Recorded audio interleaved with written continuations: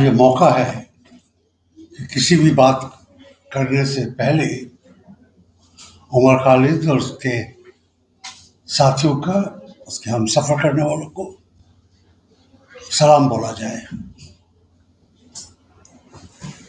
और यही मौका है कि उमर खालिद के पिता फादर अब्बा डॉक्टर इलियास जो मेरे दोस्त हैं और उनकी अम्मा को भी सलाम बोला जाए। इनका धैर्य, इनका हौसला, इनका कलेजा, इनका जज्बा पिछले 5 साल में एक कतरा भी कम नहीं हुआ है। देश के लिए इनका प्रेम भी कम नहीं हुआ है। इनके मुंह से कोई कड़वी बात मैंने 5 साल में नहीं सुनी, उसके पहले भी कभी नहीं सुनी। शरीफ, पढ़े लिखे, PhD शुदा इंसान है, उनके मुंह से कोई कड़वी बात, कोई गंदी बात नहीं निकलती। इस मौके पे प्रशांत साहब ने बहुत कानून बताया और मेरे भी वकील ने 1-2 केसेस में। तो कानून तो आपको बताने की ज़रूरत है नहीं और ना ही किसी और चीज़ को बताने की ज़रूरत है, मगर एक चीज़ है जो शायद मैं इन सब से ज़्यादा आपको अच्छी बता सकता हूँ, और वो है कि पिछले 11-12 साल में, उससे पहले भी हम भूलना नहीं चाहिए कि अटल बिहारी वाजपेयी भी 7 साल हिंदुस्तान के प्रधानमंत्री रहे थे। कई बीज जो उन्होंने बोए थे मंत्री के तौर से 77 में, प्रधानमंत्री के तौर से 98 में, जो आज जाग झाड़ कांटे वाले हो गए हैं, उन्हीं के बीजों के उनको अपना हाथ धो के कहीं जा नहीं पाएंगे। ऐसी क्या चीज़ें जो मैं आपको बता सकता हूँ जो ये दोनों नहीं बता सकते, या जो प्रशांत और पांडे साहब नहीं बता सकते। 2 अक्टूबर को आने वाले हफ्ते में मैं 78 साल का हो जाऊंगा। 70+8 ड्राई डे होता है, तो उसको मनाने के लिए संजीदा ही मनाया जा सकता है, और तो कोई तरीका है नहीं।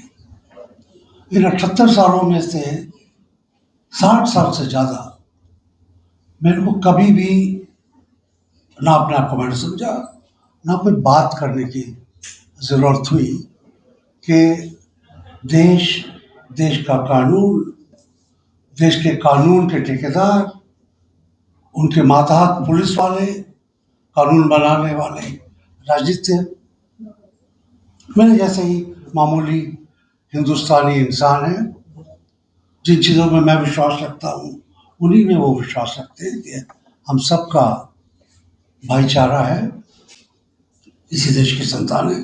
कहाँ जाएंगे मैं अकेले तो जा नहीं सकता, मगर पिछले 11 साल में खासकर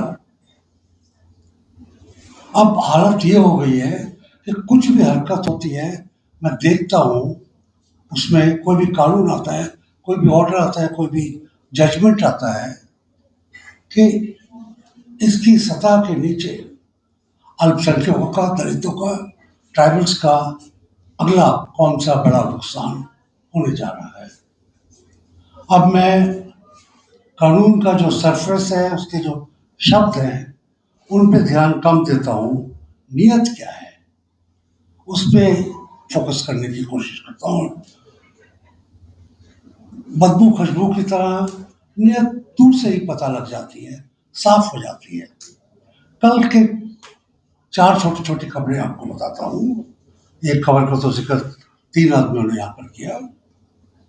वांचुक को, सोनम वांचुक को पकड़ के ले गए, आज जोधपुर की जेल में डाल दिया उसको, उसके खिलाफ NIA और युवा पर लगा दिया गया।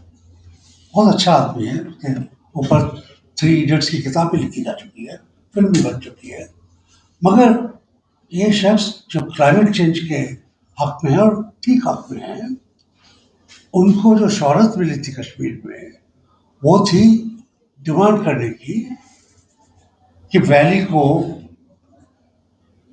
जो वहाँ पे मुस्लिम्स को अधिकार है उनको पूरी कश्मीर का जो स्टेट है उसको कंट्रोल करने से वंचित किया जाए। उन्होंने शय दी पूरे मूवमेंट को कि 370 को हटाया जाए और अल्टीमेटली यूनियन टेरिटरीज बन गए। उस पर ज़्यादा जिक्र करने की जरूरत नहीं है। अब पासा पलटा है, अब वो भी स्टेटहुड की मांग कर रहे हैं। कौन से स्टेटहुड की खास क्लैरिटी नहीं है, मगर जब तक वो सरकार के हक में बोलते थे, जब तक वो भाजपा के हक में बोलते थे, जब तक वो संघ परिवार की जो राजनीति है कश्मीर के लिए, जब तक वो बोलते थे, ठीक थे, सेफ थे, सरकार की शय में थे, सरकार के प्रोटेक्शन में थे। जैसे उनका नजरिया बदला, उनकी आत्मता, कॉम्पिटिज्म, उनका ले का जो टिबिटो साइनो टिबिटो एथनिसिटी है, जो वो थोड़ा आया बाहर, उनकी जुबान में थोड़ा चेंज आया, अपने लोगों के लिए बोल रहे। अब वो राष्ट्रीय विरोधी हो गए, एंटी नेशनल हो गए, देश के दुश्मन हो गए, जिसके ऊपर और अच्छा खुलासा दो लोगों ने किया था। दूसरी खबर है जिसका जिक्र नहीं किया था, वो है लेफ्टिनेंट कर्नल पुरोहित, जो पकड़े गए थे बॉम्ब ब्लास्ट के चक्कर में, काफी साल जेल में रहे और फिर कोर्ट ने उनको क्लीन चिट दे दिया, जो कोर्ट ऐसे मौकों पर देता है। कल उनका प्रमोशन हो गया, फुल कर्नल बन गए। इसी रफ्तार पे गए तो 58 साल छोड़ने से पहले वो लेफ्टिनेंट जनरल भी बन सकते हैं। उनको उनके खोए हुए सालों का पुरस्कार, तगमा फौरन मिल गया। तीसरी बात जिसका जिक्र नहीं आया है, युवापा में मेरा एक दोस्त पकड़ा गया था। 3-4 दोस्त पकड़ गए, उनमें से एक मेरे से बुजुर्ग थे। उनकी युवापा में ट्रायल के पहले बेल की एप्लीकेशन चल रही है, उसके बावजूद सब बीमारी में कैदी की तरह उनकी मौत हो गई। फादर स्टैन स्वामी 84 साल के थे, पार्किंसन डिजीज जिसमें हाथ हिलता है के मरीज थे, अपने हाथ से पानी नहीं पी सकते थे। उनकी बेल एप्लीकेशन नहीं मंजूर हुई, जैसे खालिद की मंजूर नहीं। बेल एप्लीकेशन की नामंजूरी की जो जजमेंट आती है, रूलिंग आती है, जज का ऑर्डर आता है, अगर आप उसको पढ़ेंगे तो जज के ऊपर थूकेंगे अलग, उसके चप्पल लेके उसे 4 मारेंगे। जो शब्द वो इस्तेमाल करता है एक बुजुर्ग बीमार प्रीस्ट, पादरी, मुल्ला के लिए, जैसे उसकी जाति दुश्मनी है। ये नहीं कि वो भारत सरकार का कैदी है, ये नहीं कि उसको कॉन्स्टिट्यूशन के अंतर्गत जो कानून बने हैं उसके अंतर्गत पकड़ा गया है। ऐसे शब्द इस्तेमाल करता है कि उसने इस जज के कोई जाति दुश्मनी की बात, इसके घर पर कुछ अटैक किया, इसकी माँ बहन को गाली दी या इसके बच्चों को धमकी दी। इस तरीके की सड़क छाप भाषा को कानूनी भाषा में लिखते हुए इनकी बेल एप्लीकेशन हटाता है। अल्टीमेटली हाई कोर्ट में एडमिट होते हैं एप्लीकेशंस, जैसे यहाँ पे भी हुई। और जिस दिन, बहुत दिनों के बाद, जब तारीख की दिन आती है तो स्टैन स्वामी का वकील खड़े होके बेंच को बोलता है, हुजूर, मेरा मुवक्किल कल रात को मर गया बेल की उम्मीद में। जब आप सुनते हैं, उसके बाद जब सुनते हैं 10,557 युवा के कैदी हैं, तो कोई भी रिपोर्टर में 56 साल का हो गया, इनके भी 40 साल से ज़्यादा का तजुर्बा है पत्रकारिता का, हम एकदम स्टैटिस्टिक्स ढूंढते हैं, कौन था ये, किसका लहू है, कौन मरा, क्या जाति थी उनकी, क्या उनकी खाल का रंग था, क्या नर थे या नारी थे, कहाँ रहते थे वे लोग। जब ऐसी स्टैटिस्टिक्स आती हैं, गवर्नमेंट कभी ना कभी डेटा नहीं देगी, मगर फेलो कैदी दे देते हैं, बाकी लोग दे देते हैं। इनमें से मेरा ख्याल है 3/4 या 3/5 लोग मुसलमान हैं, दलित है, पेजेंट्री, लैंडलेस पेजेंट्री, इसके पास जमीन नहीं है, मजदूरी करता है, ट्राइबल्स हैं। अगर ट्राइबल्स हैं तो उनकी काफ़ी तादाद ईसाई भी होती है, क्योंकि छोटा नागपुर में ईसाई काफ़ी तादाद में है, खासकर जंगलों में, खासकर जंगल के अंदर जो गांव है आदिवासियों के, वहां पर एक ऐसे कानून है जिसके अंतर्गत रिलीजियस माइनॉरिटीज, धार्मिक अल्पसंख्यक, ट्राइबल्स, एथनिक अल्पसंख्यक और लैंडलेस गरीब, रोजाना की नौकरी करके रोज उतना रोज पानी पीना, ऐसे गरीब लोग, ऐसे कानून है जिसके अंतर्गत फोकस इन्हीं पे रहता है।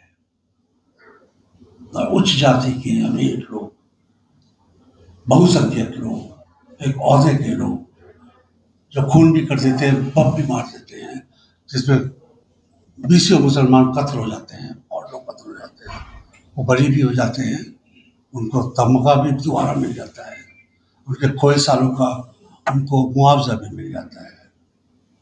तो आज जो मैं बात करना चाहूँगा खालिद और उसके सारे साथी और बाकी जो 10,500 लोग हैं, उनकी आज़ादी के लिए भी, उनको भी रिव्यू, फॉरेन रिव्यू उनके बेल एप्लीकेशन करके उनको छोड़ने की सपोर्ट करते हुए, डिमांड करते हुए मैं फोकस करना मांगता हूँ किस प्रकार भारत का राजतंत्र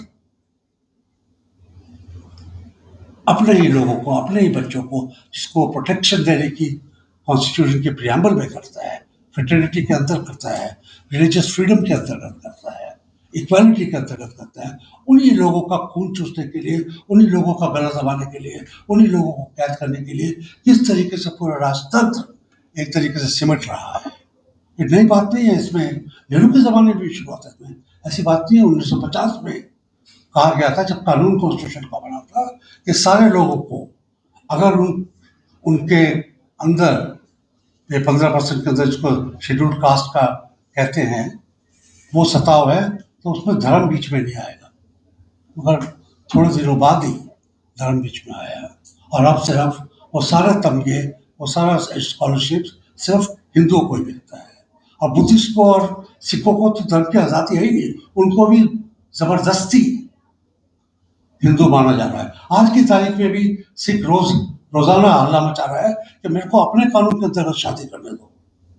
जो उनका कानून है, उनकी होली बुक के चारों तरफ 4 फेरे लगाकर कानून बना हुआ है, मगर उसके अंदर बनने के लिए रूल्स है, स्टेट वाइज रूल्स है, जो अफसर तैनात करने हैं वो नहीं कर पा रहे हैं। तो हिंदुस्तान के ज़्यादा प्रांतों में सिख अगर परिवार, सिख लड़का और सिख लड़की, यानी इंटरकास्ट, सिख लड़का और सिख लड़की भी आपस में शादी करना मांगते हैं, उनको हिंदू कानून में हिंदू बन के शादी करनी पड़ेगी। ये आपकी आइडेंटिटी के खिलाफ एक तरीके से जंग हो रहा है। और उसके बाद जो भी कानून बने हैं, हर एक का आज के दिन, कल नहीं तो परसों, किसी ऑर्डर के लिए, किसी रूल्स के अंतर्गत, उसके अंदर से जो उसका सेक्युलरिज्म जिसको कहा जा सकता है, इगैलिटेरियन जो कहा जा सकता है, उसको निकाल के उसके निचोड़ के बाद जो मेजोरिटेरियन रूल बना है वही सिर्फ रह गया है। एंटी कन्वर्जन बिल, जिसके अंतर्गत राजस्थान में जो सख्त सजा दी गई है वो वापस से ज़्यादा है, जन्म कैद, और तब भी संघ परिवार की डिमांड है कि सजाए मौत होनी चाहिए। एंटी कन्वर्जन लॉ जो ईसाई मिशनरियों के खिलाफ था, उसमें आपने शादी का शब्द जोड़ दिया, मुसलमानों के खिलाफ कर दिया। एक के बाद एक स्टेट ने उसको वेपनाइज किया। उत्तर प्रदेश और असम में तो एक तरीके से कोई भी जवान मुसलमान उसके अंतर्गत आ सकता था। असम में हर्षमंत्र और मैं जो गए, वहाँ पे 300 के करीब के खिलाफ इससे थे कि आज पकड़े जाएंगे या कल पकड़े जाएंगे। कानूनों का घातीकरण करना है, उनको वेपनाइज करना, वो भी सिर्फ मुसलमानों के खिलाफ, ट्राइबल्स के खिलाफ, ईसाइयों के खिलाफ, गरीबों के खिलाफ और कुछ हद तक सरदारों के खिलाफ भी। सरदारों के खिलाफ तो आज अपने आप हथियारे भेज रहे हैं कनाडा और अमेरिका में कि जो आपके खिलाफ बोले उसको आप कत्ल ही कर दो, उसको बेल की जरूरत ही नहीं है, एनकाउंटर कर दो एक तरीके से, जैसे यूपी में कर देते हैं। ये अपने ही लोगों के खिलाफ भारत माता के लोग इस तरीके से कर रहे हैं, इसका कभी ना कभी तो इनको जवाब देना पड़ेगा, क्योंकि इनको हमारे वोट की जरूरत है नहीं। हमारे बिना भी, खुलेआम कहते हैं, हमारे बिना भी वोट से जीत जाते हैं, मेजॉरिटी है, इक्का दुक्का सीट छूट जाती, मगर हमको विक्टिमाइज करके ये मेजॉरिटी कम्युनिटी के कुछ और वोट छीनना मांगते हैं। इसमें आप बीच में आप कहते हैं कि जैसे आपको मुसलमानों की जरूरत नहीं है, बाकायदा जरूरत नहीं है, ना मुसलमानों की, ना ईसाइयों की, ना ट्राइबल्स की, शायद दलितों की भी नहीं। आप जीत जाएंगे, मगर इस तरीके से इलेक्टोरल प्रोसेस को, डिसफ्रेंचाइजमेंट को, लॉ के प्रोटेक्शन को, लॉ के प्रोसेस को आप हमको वंचित करके हमारी मानवता को, हमारी ह्यूमैनिटेरियनिज्म को, हमारी जो आइडेंटिटी है इंसान की, सिटीजन की, उसके ऊपर आप प्रहार कर रहे हो। आप में और नेतानियों में, बेंजामिन नेतानियों में क्या फर्क रह जाता है? क्या फर्क रह जाता है? इनोसेंट्स को पकड़ के, इनोसेंट्स का खून करके, इनोसेंट्स की सजा दे के, अपने कानून को बदल के वेपनाइज करके आप में। और जो बोल रहे थे कि डिक्टेटर्स की जब लिस्ट आएगी, बिल्कुल कोई शक नहीं है, आपका नाम इंदिरा गांधी से कहीं आगे रहेगा, कहीं आगे रहेगा, इसमें कोई शक नहीं है। शायद औरंगजेब की आप क्या बात करते हैं, ये उसके डिक्टेटर नंबर 1 का ही शीर्षक रहेगा, बाकी सब इनके आगे पीछे दिखाई देंगे। और ये हम लोगों के लिए, देशवासियों के लिए शर्म की बात है कि हमारे देश में हमने क्या गुनाह कर दिया, डिक्टेटर यहाँ पे पैदा हो गए। हमको भी कुछ सोचना पड़ेगा, किससे फरियाद करेंगे, कौन सी इंस्टीट्यूशन बच गई है, कोई दिखता नहीं है। इंस्टीट्यूशन जो बचे भी है, वहाँ पर अल्पसंख्यकों के प्रति क्या रवैया, वहाँ पे क्या लोग फंसे गए हैं, कर्मवीर कहलाता है, क्या कहलाता है, ये जो नए फौजी भर्ती कर रहे हैं, कहाँ से भर्ती कर रहे हैं? जब दिल्ली यूनिवर्सिटी के अकेडमिया में आरएसएस को भरने के लिए आप 20-20 साल के प्रोफेसर को हटा देंगे, तो 3 लाख 4 लाख शौर्यवीर जमा करके फौज में क्या लोग पैदा करेंगे आप? इतनी स्टेट्स के अंदर पिछले 15 साल से पुलिस में किन लोगों को भर्ती कर रहे हैं? जो आपने गुनाह किया है उसकी आने वाली, हम तो चले जाएंगे, कम से कम 2 पुश्तों को और इसका सजा मिलेगी, और ये बहुत अफसोस की बात है। तो मैं यहाँ से वहाँ तक जाते हुए भी एक बार फिर उमर खालिद को, उसके साथियों को, और जैसे मैंने कहा उसके बहुत ही बहादुर माँ बाप को अपना सलाम पेश करते हुए जाता। शुक्रिया।